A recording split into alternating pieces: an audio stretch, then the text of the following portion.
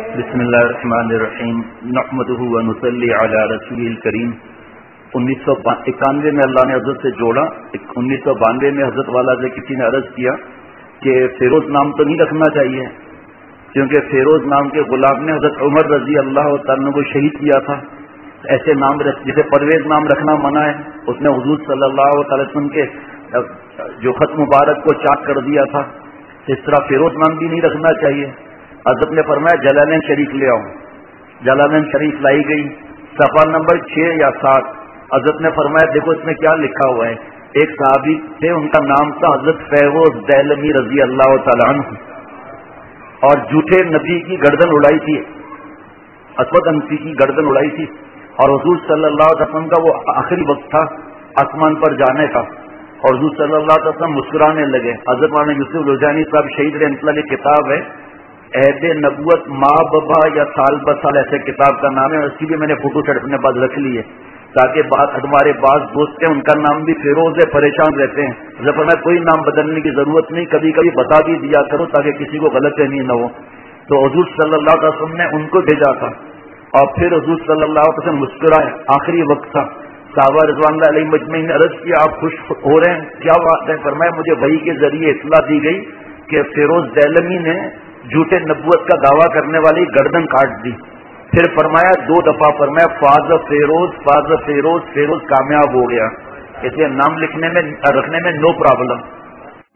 پرویز نام رکھنا کیوں منع ہے؟ اس لیے کہ اس نے ظالم نے حضور صلی اللہ علیہ وسلم کا خط مبارک پھاڑ دیا تھا. پتا ہوتا ہے نہیں پرویز نام رکھا ہوا ہے, اور جب بڑے بڑے 30 مارکان پڑھ لکھ کر بڑی پوسٹ مل گئی, سب سے بڑی پوسٹ مل گئی. حال یہ ہے کہ نام نہیں رکھنا یہ بھی پتا نہیں گھائلوں کو.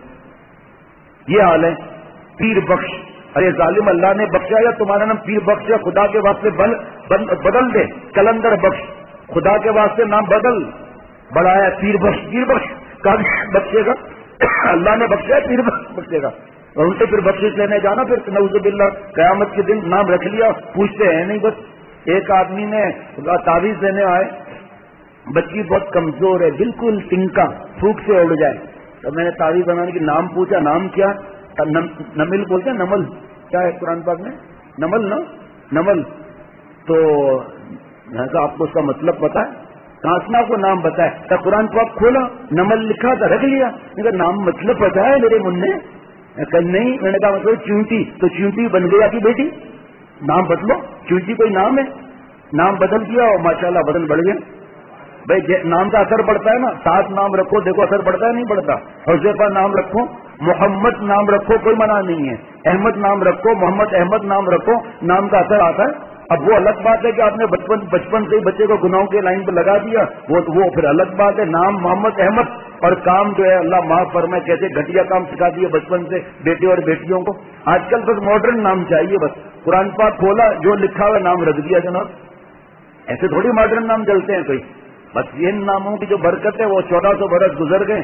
آج بھی پوچھو آپ کا نام کیا ہے؟ جناب 7 نام ہے میرا. حذیفہ میرا نام ہے, میرا نام عمر ہے, عثمان ہے, علی ہے, ابو بکر ہے. دیکھو کتنا مزہ آتا ہے. ایسے کی فکر رکھو بھائی. ایک خاندان کے ایک فرد نے مجھے بتایا کہ ہمارے گھر میں تقریباً سب نام دینی ہیں. اب میں اپنے بھائیوں سے کہتا ہوں چھوٹوں سے کہ بھائی آپ کچھ مہربانی کر کے محنت کرو, آگے ترقی کرو. 4 نام ہمارے خاندان میں کم ہے, ابو بکر اور عمر, علی اور عثمان. سب ہنسنے لگے, کہ یہ نام آنا چاہیے خاندان میں بھائی. اب جن کو پیغام ملا تھا وہ کوشش کر رہے ہیں بیچارے. اللہ مجھے ہم سب کو اجر فرما کر اولیاء صدیقین کی آخری سرحد تک پہنچائے.